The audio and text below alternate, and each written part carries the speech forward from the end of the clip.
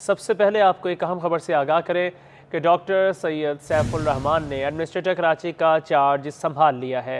KMC पहुंचने पर administrator Karachi का शानदार इस्तकबाल किया गया। सैयद सैफुल रहमान ने ओहदा संभालने के बाद मुख्तलिफ महकमों के सरबराहान से मुलाकात की है। डॉक्टर सैफुल रहमान का कहना था कि मुर्तज़ा वहाब ने शहर की बेहतरीन खिदमत की, तामीराती कामों के तसलसल को बरकरार रखा जाएगा। अपने नाज़रीन को अहम खबर से आगाह कर रहे हैं कि डॉक्टर सैयद सैफुल रहमान ने एडमिनिस्ट्रेटर कराची का चार्ज संभाल लिया है। केएमसी पहुंचने पर एडमिनिस्ट्रेटर कराची का शानदार इस्तकबाल किया गया। सैयद सैफुल रहमान ने ओहदा संभालने के बाद मुख्तलिफ महकमों के सरबराहान से मुलाकात भी की है। डॉक्टर सैफुल रहमान का कहना था कि मुर्तज़ा वहाब ने शहर की बेहतरीन खिदमत की है, तामीराती कामों के तसलसल को बरकरार रखा जाएगा। अपने नाज़रीन को आगाह कर रहे हैं कि एडमिनिस्ट्रेटर कराची मुर्तज़ा वहाब के बाद डॉक्टर सैयद सैफुल रहमान ने एडमिनिस्ट्रेटर कराची का ओहदा जो है वो संभाल लिया है। एडमिनिस्ट्रेटर कराची डॉक्टर सैयद सैफुल रहमान अब बराजमान हो गए हैं। उस पर डॉक्टर सैफुल रहमान का केएमसी बिल्डिंग पहुँचने पर अफसरान ने उनका इस्तकबाल किया। एडमिनिस्ट्रेटर का ओहदा संभालने के बाद मुख्तलिफ महकमा जाती सरबराहान से उन्होंने मुलाकात की है।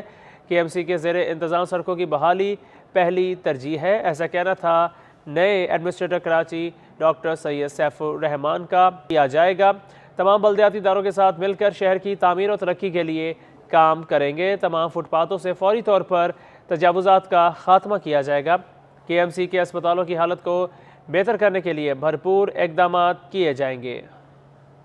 एडमिनिस्ट्रेटर कराची डॉक्टर सैफुल रहमान का कहना है कि वो कराची के शहरी होने के नाते शहरियों के मसाइल के हल के लिए हर सतह पर राब्ता बढ़ाएंगे।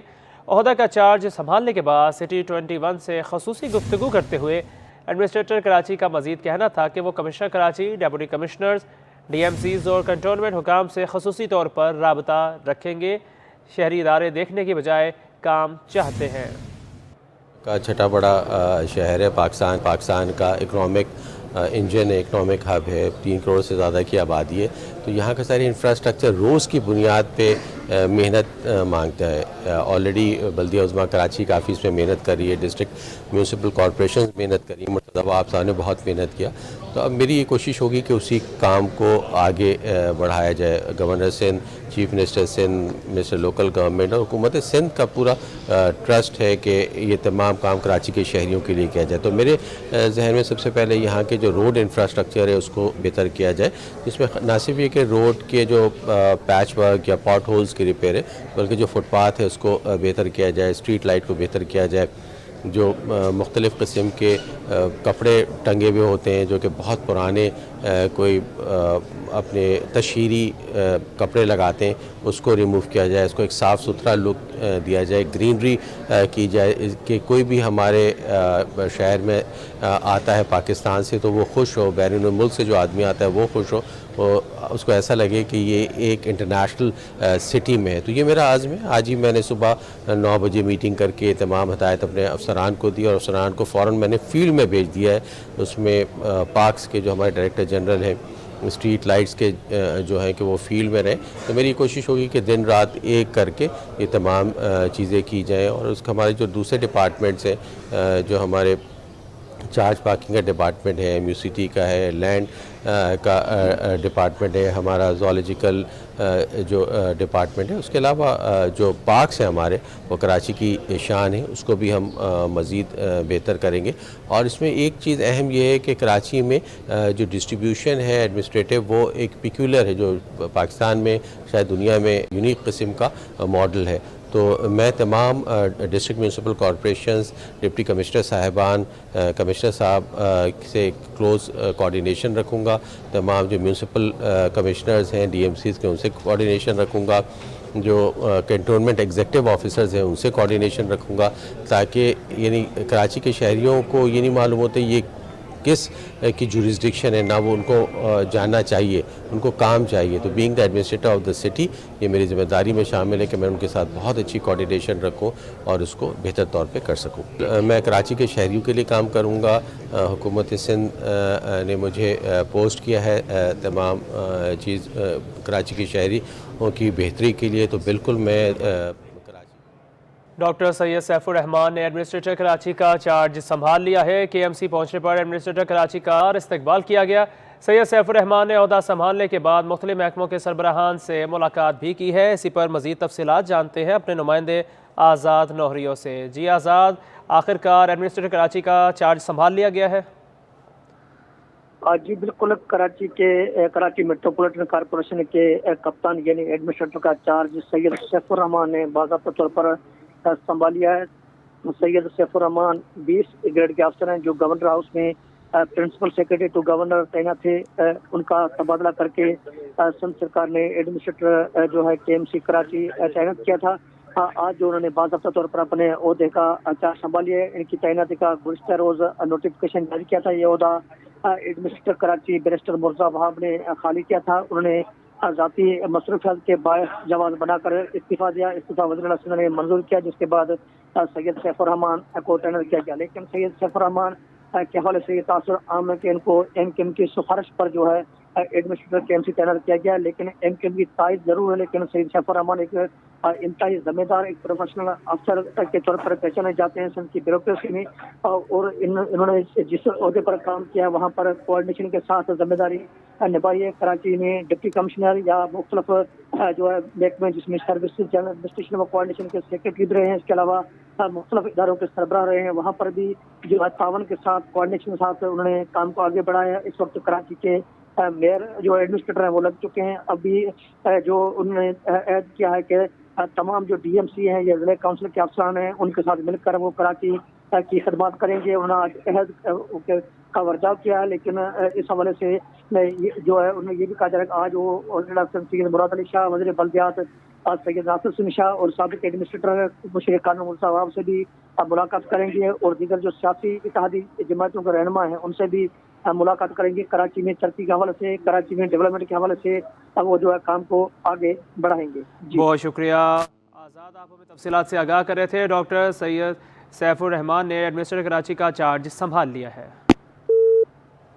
आगे बढ़े और आपको बताएं, कराची में पानी चोरी बड़ा मसला बन गया।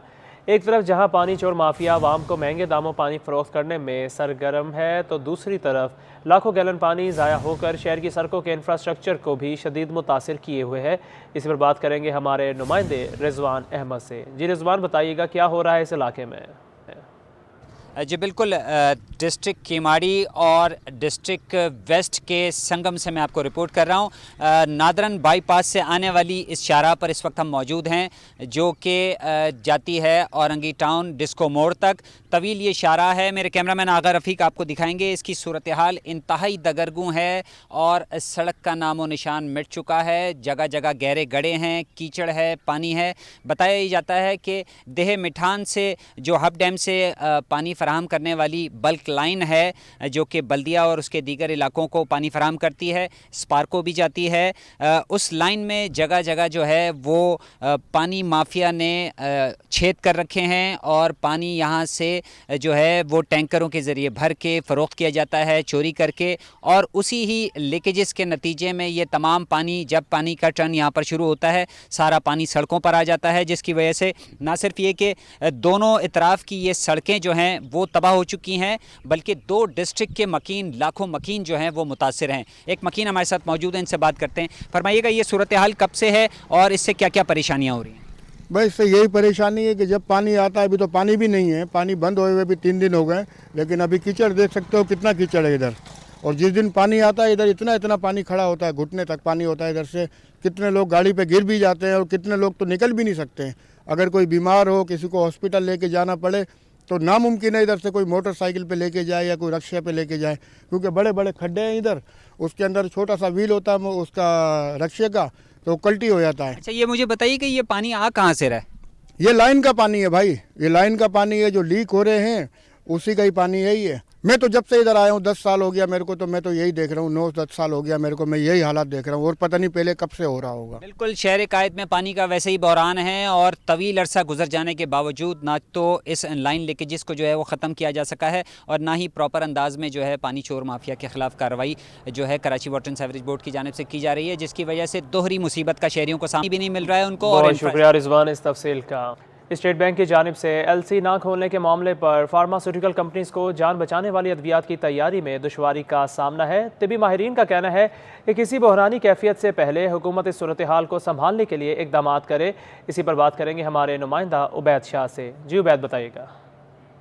जी, स्टेट बैंक की जानिब से फार्मास्यूटिकल कंपनीज़ को एलसी खोलने पर पाबंदी लगा दी गई है, जिसके हवाले से फार्मास्यूटिकल कंपनी ने अपने खदशात और तहफ़्फ़ुज़ात से हुकूमत वक्त को आगाह भी किया है कि जान बचाने वाली अद्वियात की तैयारी के लिए जो खाम माल बैनुल-अक़वामी मार्केट से ख़रीदा जाता है उसमें उनको शदीद दुश्वारी का सामना है। पाकिस्तान की जो लोकल फार्मा कंपनी है उनका ये कहना है कि अगर वो खाम माल बैरुल मुल्क से नहीं ख़रीदेंगे तो यकीनी तौर पर यहाँ पर अद्वियात की शॉर्टेज होगी। डॉक्टर उमर सुल्तान हमारे साथ मौजूद हैं, जिन अस्पताल के असिस्टेंट प्रोफेसर हैं। हम उनसे जानते हैं कि इस सूरत हाल पर सेहत के शोबे पर क्या असर पड़ेगा। जी डॉक्टर साहब। बिस्मिल्लाह। इसमें देखिए, जो बात बीमारियां ऐसी होती हैं जिनमें आपने कंटिन्यूटी में मेडिसिन लेनी होती हैं, उनको मैनेज करते हैं, वो क्योर नहीं होती। जैसे फॉर एग्जाम्पल डायबिटीज़ है, हाइपरटेंशन है, हाइपोथायराइडिज्म है, आपने थायरॉक्सिन लेनी है, आपने शुगर की दवाइयाँ लेनी है। तो ये जो लाइफ सेविंग मेडिसिन है, इसके अलावा जो इंजेक्टेबल्स हैं जो कि हमारे आईसीयूज़ में, इमरजेंसीज में इस्तेमाल होते हैं, तो ये दवाइयाँ तो हर हाल में यहाँ कंटिन्यूटी में अवेलेबल होनी चाहिए। गवर्नर साहबान को, सीएम साहब को, हेल्थ मिनिस्टर्स को, चारों सूबों के फेडरल हेल्थ मिनिस्टर को, कादिर पटेल साहब को फिलफुल नोटिस लेना चाहिए कि एटलीस्ट जो फार्मास्यूटिकल इंडस्ट्रीज़ की जो रॉ मटीरियल्स हैं उन पर जो एलसी के इश्यूज़ हैं, जो भी मामलात हैं, वो जल्द अज जल्द सॉल्व कराएं। जी, जैसे कि डॉक्टर उमर सुल्तान ने बताया, अगर इस रवां साल की हम बात करें तो डॉलर की जो उड़ान थी उसके पेश नज़र भी फार्मास्यूटिकल कंपनियों को काफ़ी तहफ़्फ़ुज़ात थे। पैनाडोल और जो आम अद्वियात हैं, रोज़मर्रा की अद्वियात इस्तेमाल की जाती है नज़ला ज़ुकाम की, वो भी मार्केट से शॉर्ट हो गई थी। डॉक्टर उमर सुल्तान का भी ये कहना है कि जो ऐसी बीमारियां हैं जैसे शुगर के मरीज़ को हमेशा अपने मर्ज़ को काबू में रखने के लिए, कंट्रोल में रखने के लिए मुस्तकिल अद्वियात का इस्तेमाल करना, दवा का इस्तेमाल करना होता है। तो जान बचाने वाली जो अद्वियात हैं, जो रेगुलर अद्वियात हैं, अगर वो मार्केट से शॉर्ट हो जाएंगी या उनकी तैयारी में कुछ मामला होगा तो यकीनी तौर पर सेहत का शोबा फिर एक क्राइसिस से दो चार हो सकता है। इसीलिए कबल इस वक्त इस चीज़ों को पूरी करने की ज़रूरत है। आप हमें तफसीलात से आगाह कर रहे थे। खबरों का सिलसिला आगे बढ़ाते हुए आपको बताएं कि करप्शन के खिलाफ आलमी दिन की मुनासबत से सूबाई वज़ीर बल्दिया सैयद नासिर हुसैन शाह की क़यादत में रैली का इनेकाद किया गया। रैली में chairman anti corruption Mohammad Nawaz Sheikh और दीगर ने शिरकत की है। इसी पर बात करेंगे हमारे नुमाइंदे आज़ाद नोहरियों से। जी आज़ाद, क्या तफसीलात हैं? बिल्कुल आज करप्शन के खिलाफ पूरी दुनिया की तरह कराची में भी आलमी दिन मनाया जा रहा है। इस आलमी दिन के मौके पर महकमा एंटी करप्शन की जानब से रैली का इनेकाद किया गया, जिसकी क़यादत सूबाई वज़ीर बल्दियात सैयद नासिर हुसैन शाह कर रहे हैं। इस सवाल से जानते हैं नासिर हुसैन शाह से करप्शन का खात्मा किस तरह हो सकता है। शाह साहब, करप्शन का खात्मा किस तरह हो सकता है? देखिए, करप्शन एक नासूर है किसी भी मुआशरे के लिए, किसी भी मुल्क के लिए, और उसका ख़ात्मा बहुत ज़रूरी है और इसका ख़ात्मा सब ने मिलकर करना है। और इस पे इस वक्त जिस तरह केसेस हुए हैं और जो सख्त एक्शन किए गए हैं, इनकी और मज़ीद ज़रूरत है। लेकिन ये सबका मुश्तरका काम है, जिसमें गवर्नमेंट का तो है ही है, लेकिन अवाम और वो लोग वो जो इससे मुतासिर होते हैं उनको भी आगे आना पड़ेगा, ताकि जो कल्प्रेट हैं और जो लोग हैं इसमें मुलविस, उन पर एक्शन लिया जा सके। जी बिल्कुल, ये थे वज़ीर बल्दियात सैयद नासिर हुसैन शाह साहब, जिनका कहना है कि सबको मिलकर करप्शन का खात्मा करना होगा, सबकी जिम्मेदारी बनती है, तक आए मिलकर इसका खात्मा। आप हमें तफसीलात से आगाह कर रहे थे। आगे बढ़कर आपको एक अहम खबर से आगाह करें। 442 अरब रुपये करप्शन रेफरेंस में नैब कोर्ट का दायरा इख्तियार चैलेंज कर दिया गया। डॉक्टर आसिम के वकील का कहना है कि नैब ऑर्डिनेंस के बाद केस एहतसाब अदालत में नहीं सुना जा सकता। रेफरेंस में जिन ज़मीनों का जिक्र है उनके केसेस सुप्रीम कोर्ट में ज़ेर समात हैं। डॉक्टर आसिम की दरख्वास्त पर नैब प्रोसिक्यूटर से जवाब तलब कर दिया गया है। इसी पर बात करेंगे नुमाइंदा सिटी 21 मुमताज़ जमाली से। जी मुमताज़, क्या तफसीलात हैं इस केस के हवाले से? देखिए जी, आज एहतसाब अदालत कराची में साबिक वजीर पेट्रोलियम डॉक्टर आसिम के खिलाफ 462 अरब रुपए के करप्शन केस की समाअत हुई है। डॉक्टर आसिम के वकील की जानब से एहतसाब अदालत के दायरा इख्तियार को चैलेंज कर दिया गया है। वकील का कहना है कि नैब ऑर्डर के बाद एहतसाब अदालत इस केस को नहीं सुन सकती है। वकील ने मज़ीद ये भी मौक़िफ़ अख्तियार किया है कि रेफरेंस में जिन ज़मीनों का जिक्र है उनके केसेस सुप्रीम कोर्ट में ज़ेर समाअत हैं। नैब ऑर्डिनेंस और दीगर वजूहात के बिना पर यह केस एहतसाब अदालत में नहीं सुना जा सकता। डॉक्टर आसिम का बयान आज रिकॉर्ड होना था, लिहाजा डॉक्टर आसिम का तहरीरी बयान तैयार है। अदालत जब कहेगी जो है वो तब जमा करा देंगे, जिस पर अदालत ने डॉक्टर आसिम की दरख्वास्त पर नए प्रोसिक्यूटर से जवाब तलब कर लिया है और अदालत ने रेफरेंस की जो मज़ीद समाअत है वो 12 दिसंबर तक मुलतवी कर दी है। जी बहुत शुक्रिया मुमताज़, आप हमें तफसीलात से आगाह कर रहे थे। आगे बढ़े और आपको बताएं कि स्पीकर सिंध असम्बली आगा सिराज दुरानी ने एडमिनिस्ट्रेटर डॉक्टर सैफुर रहमान बेहतर इंतखाब करार दे दिया। मीडिया से गैर रस्मी गुफ्तगू में सिराज दुरानी का कहना था कि नए एडमिनिस्ट्रेटर अच्छे आदमी हैं, क्योंकि वो पहले जो जज साहब थे वो रिटायर हो गई हैं, तो अभी केस ट्रांसफ़र हो गया किसी और कोर्ट में, तो उसकी वजह से अभी उन्होंने 22 डेट की। अच्छे आदमी हैं, काफ़ी एक्सपीरियंस आदमी हैं, यहाँ उन्होंने डिफरेंट डिपार्टमेंट्स में काम किया और मेरे ख्याल बेहतर चॉइस है। होना तो चाहिए, लेकिन अब देखें क्या होता है, क्योंकि यहाँ तो 4 साल से मैं आ रहा हूँ, आप खुद देख रहे हैं 4 साल हो गए हैं, लेकिन अभी तक कोई ऐसी इम्प्रूवमेंट नहीं हुई है। तो उसका मतलब ये है कि ये ज़्यादा फेल है। नहीं, सियासी प्रोटोकॉल नहीं है वो। ये जो गाड़ी है ये असेंबली की गाड़ी है और ये बुलेट प्रूफ गाड़ी है, तो ये एंटाइटलमेंट है according to the jail menu. अज़्म और हिम्मत हो तो इंसान मुश्किल से मुश्किल मंजिल भी हासिल कर लेता है। टीपू सुल्तान थाने की SHO उज़्मा खान भी एक ऐसी बाहिम्मत खातून हैं जिन्होंने अपनी मेहनत और हिम्मत से एक कांस्टेबल से SHO तक का सफ़र तय किया और नौजवान ख़वातीन के लिए एक मिसाल कायम की। इसी पर बात करेंगे हमारी नुमाइंदा अक्सा शाहिद से। जी अक्सा, क्या तफसीलात है? जी, वैसे तो आज के इस दौर में हमारी ख़वातीन किसी से पीछे नहीं। पाकिस्तान भर में सूबों में और शहरों में ख़वातीन कहीं ना कहीं मर्दों के शाना बशाना हर शोबे में खड़ी हैं। आज इसी पर बात करने के लिए मैं आई हूँ टीपू सुल्तान थाने में, जहाँ की SHO मेरे साथ मौजूद हैं उज़्मा खान। उनसे हम बात करेंगे कि जब वो पुलिस की फील्ड में आई तो उनको किन मुश्किलात का सामना हुआ। जी, आप मुझे बताएँ कि जब आप पुलिस की फील्ड में आई तो आपको क्या मुश्किलात पेश आई? देखिए, आज से तकरीबन 19.5 साल पहले मैंने शुरू की थी पुलिस की जॉब। ऐसी वैकेंसीज आई, हमने अप्लाई कर दिया। कोई ऐसा शौक़ तो नहीं था। ज़ाहिर है सब लोग बुरा मानते हैं हमारे माशरे में, लेडीज़ बाहर निकलेगी, वो भी पुलिस की जॉब। तो मुझे भी इस तरह की काफ़ी ताने, जिसे कहते हैं ना, महल्ले वालों के भी सुनना पड़े, अपने रिश्तेदारों के भी सुनना पड़े, लेकिन अप्लाई कर दिया था, इत्तेफाक से हो भी गया। तो फिर हमारी ट्रेनिंग स्टार्ट हुई। ट्रेनिंग आपको पता है 1 साल की है। काफ़ी मुश्किल हालात होते हैं, बाहर खाना पड़ना, रात को 3 बजे आ रहे हैं। कभी हमारी ड्यूटीज़ का कन्वेंस की प्रॉब्लम है सब में पड़ी लेडीज़ की। जेंट्स तो आराम से बाइक पे भी चले जाएंगे। अब तो लेडीज़ खैर माशरे में काफ़ी आगे हो गई हैं हर फील्ड में, और बाइक्स भी चला रही हैं। पुलिस की काफ़ी लेडीज़ बाइक्स चला रही हैं, हैवी बाइक्स भी हैं, ट्रैफिक में इशू हुई हैं। तो अब तो काफ़ी माशरा मतलब बेहतरी आ गई है हमारे डिपार्टमेंट में, पुलिस डिपार्टमेंट में। तो फिर मैंने गाड़ी चलाना सीखी, गाड़ी ली। इस तरह करके आहिस्ता आहिस्ता मुश्किलात शुरू में बहुत होती हैं। काफ़ी लोगों की ताने सुनने पड़ते हैं, बातें सुनना पड़ती हैं, सामना करना पड़ता है। काफ़ी पढ़ी लिखी लड़कियां भी आ गई हैं, माशाल्लाह मास्टर पास हैं और ग्रेजुएशन भी हैं, वो कर रही हैं फील्ड में। लेकिन थोड़ा शुरू में होती है प्रॉब्लम, हर किसी को फेस करना पड़ती है। और बातें तो चलती रहती हैं, सब लोग ब्लेम भी करेंगे आपको, लेकिन आपको अपने आप पे एतमाद होना चाहिए कि नहीं, मैं ये कर सकती हूँ।